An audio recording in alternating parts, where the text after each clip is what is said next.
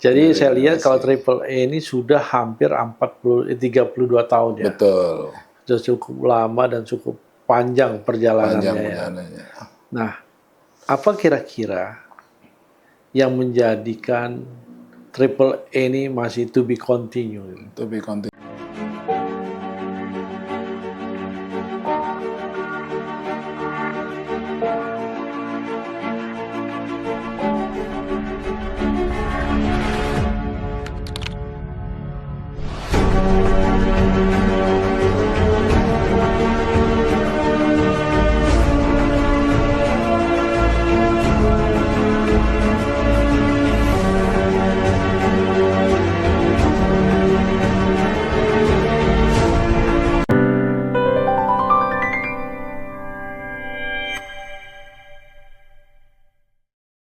Assalamualaikum warahmatullahi wabarakatuh. Waalaikumsalam warahmatullahi wabarakatuh. Hari ini kita kedatangan narasumber yang sangat dikagumi oleh masyarakat umum, khususnya untuk Bali. Nah, saya nggak ada uang kecil nih, Prof.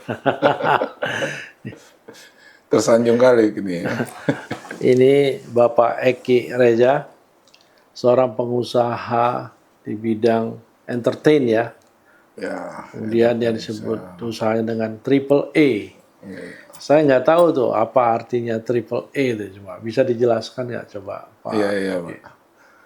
Jadi dulu tahun 93 itu, pas usaha kami lahir itu, pas kebetulan putri saya masih kecil yang pertama.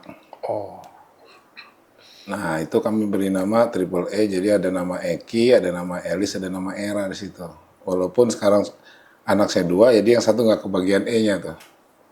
Jadi kebetulan nama kami sama E semua. Akhirnya karena susah cari nama, jadi ya Triple A. Perkembangan ke sini, orang lebih tahu Triple A-nya daripada PT-nya, Prof. oh gitu ya. Jadi PT-nya sendiri 3 Karya Bali, PT 3 Karya Bali. Cuman lebih komersialnya ke Triple A event. Jadi sebenarnya entertainment itu dulu ketika kami baru pertama kali berusaha lah, berkembang. Sekarang itu lebih fokus kepada MICE, Meeting, Incentive, Conference, and Exhibition. Yaitu perkembangan dan diversifikasi usaha kita lah. Tentu diawali dengan dulu memang entertainment, malah dulu lebih fokus ke fashion. Ke fashion. Ya. Nah, terus sempat juga bikin sekolah fashion. Kebetulan istri saya model, jadi kita kolaborasi di situ. Nah, Putri Prof juga pernah tuh dulu tuh belajar tuh Si di studio. Rizka ya. Si Rizka itu dulu namanya Studio Libi kita bikin tuh. Ya. Nah, ya alhamdulillah sampai sekarang masih dilindungi Allah, ya usaha masih jalan. Cuman udah generasi. Iya. Jadi saya lihat kalau Triple A ini sudah hampir 32 tahun ya. Betul. Sudah cukup lama dan cukup panjang perjalanannya Panjang ya. perjalanannya. Nah, apa kira-kira yang menjadikan Triple A ini masih to be continued? To be continue ya. Apakah memang pada saat yang 32 tahun itu kan pasti ada pasang surut, terutama kita lihat di COVID kemarin. Wah itu Nah, benar-benar habis itu. nah kemudian mungkin yang di itu tahun 95. 96, 97 ya. Nah itu, nah, coba bisa nggak Pak Eki ceritakan jatuh bangunnya Triple K pada sampai 32 tahun itu sehingga sampai sekarang ini menjadi top and the top gitu. Ya sebenarnya itu bentuk rasa syukur lah. Jadi saya betul-betul yakin bahwa sekuat apapun manusia, sehebat apapun orang dalam berpikir, kalau bukan karena bantuan Allah, bantuan Tuhan itu nggak akan bisa terjadi. Jadi setiap langkah yang saya lakukan ini memang banyak ini, bukannya tidak ada rintangan, tapi sungguh banyak ya, karena ketika itu belum tren. Orang mengadakan event itu belum tren, belum menjamur seperti sekarang. Kalau sekarang kan tamat SMA, masih selesai kuliah itu langsung buat event. Apakah itu event party, sekolahan dan lain-lain. Dulu memang belum. Cuman perjalanan ke sini kan memang ada loncatan-loncatan yang kita diuntungkan dengan perkembangan zaman. Di mana perkembangan zaman, perkembangan era digital dan lain-lain membutuhkan event. Jadi ketika itu memang saya jujur, saya itu belajar event secara otodidak. Di awalnya otodidak. Cuman setiap perbuatan event yang saya bikin itu sebagai sebuah pembelajaran supaya kedepannya tidak ada kesalahan-kesalahan. Nah, namun semua itu kan ya namanya fighter ya. Kalau Pak Prof ngajarin saya, kita kan harus fighter ya. Ya. Harus Mental petarung. mental petarung ya. Jadi mental petarung itulah yang mungkin salah satunya adalah sehingga sampai saat ini saya masih bisa berdiri, masih bisa mengayomi keluarga beserta umat lah. Karena sekarang 30% saya di usaha, 70% untuk umat. Jadi begini kehidupan saya sekarang, yang dulunya memang setiap hari itu mungkin tidur saya bisa dihitung ya mungkin 4-5 jam saja atau 3-4 jam saja. Sisanya bekerja ya, orang sampai bilang workaholic lah, segala macam. Tidur di panggung, tidur di mixer, tidur di FOH. Kemudian zaman dulu itu belum ada digital print, belum ada apa, kita benar-benar bermain di manual. Itu benar-benar analog yang kita kerjakan. Sound system juga belum digital seperti sekarang. Satu speaker itu, satu kompresor, satu equalizer, semuanya bermain analog. Nah, itu juga akhirnya yang membuat kita jadi kuat. Berarti seninya di situ. Seninya di situ. Sekarang sudah nggak ada art. Pokoknya main digital semua sudah matang. Kemauan pabrik. Kalau dulu enggak, feel apa namanya, insting dari masing-masing perseorangan itu diuji benar. Ya alhamdulillah anak-anak saya mengikuti ini perkembangan apa yang kita buat sehingga dia tertarik untuk meneruskan. Walaupun secara jujur saya tidak memaksa dia untuk ikut terjun, tapi kemauan dia sendiri bahwa kayaknya enak juga nih gitu. Dulu tuh kan trennya gini, Prof. Kalau nggak kerja di hotel pegawai negeri. Oh. Kayak kita di Bali ya. Ya. Kalau kerja di hotel itu misalkan asisten manajer apa, terus kemudian staff apa gitu, staff gardener, staff FB itu udah bangga banget itu. Nah pekerja event itu kan nggak nampak pakai bajunya, nggak kelihatan performance-nya, hanya terlihat ketika event itu aja. Ya. Dan itu pun seragam kami cuman biar nggak bocor hitam-hitam aja kan, jadi nggak kelihatan itu. Oh gitu ya. Ya. Jadi ada maknanya, pakai hitam ada. Ada maknanya. Supaya tidak bocor. Supaya nggak bocor. Kan orang kalau ngeliat di TV, lihat acara, kelihatan bagusnya. Ya. Terpikir nggak kita ada orang-orang tertentu di belakang itu semua, behind the scene itu bekerja untuk keindahan sebuah hasil karya itu aja. Nah ini saya pun memperlihatkan muka saya itu paling 5-10 tahun terakhir aja nih, Prof. Oh gitu ya. Sebelumnya belakang layar. Selama ini belakang layar aja, nggak pernah tahu orang bahwa oh ini kerja kita sama-sama, nggak ada yang tahu. Ya baru-baru ini aja.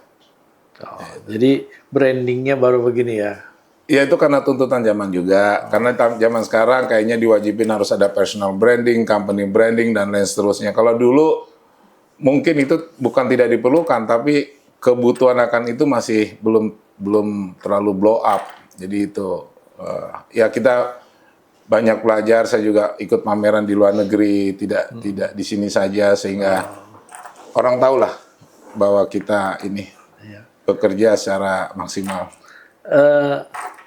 Ini juga kita bincang-bincang ini memang harinya juga bagus ya, masa Ramadan ya. Ya puasa kita kan. Biasa kalau Ramadan itu supaya badan itu tetap fit ya. Kita coba madunya.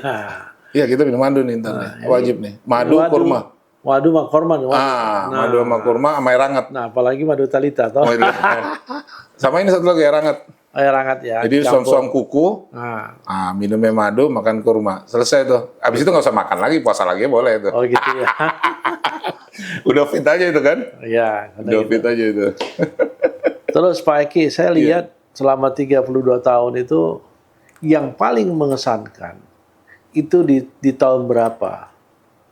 Oke. Oke, karena ini kan kita cerita jatuh bangun ya, mungkin Pak Eki di tahun berapa yang Yang paling the best, rangkaiannya itu mulai kami settle sekitar 96 sampai 98.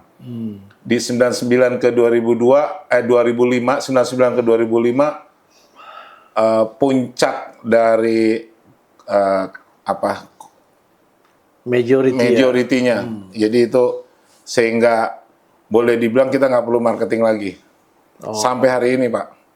Kenapa kita nggak perlu marketing untuk keluar? Karena memenuhi yang return, yang balik, itu saja kita udah nggak kewalahan. Nah, kita ada berapa yang kita ada subkan juga. Nah, cuman kalau misalkan kita mencoba untuk memarket ulang, itu harus ada tambahan kekuatan tentunya, baik itu SDM maupun peralatan dan lain-lain.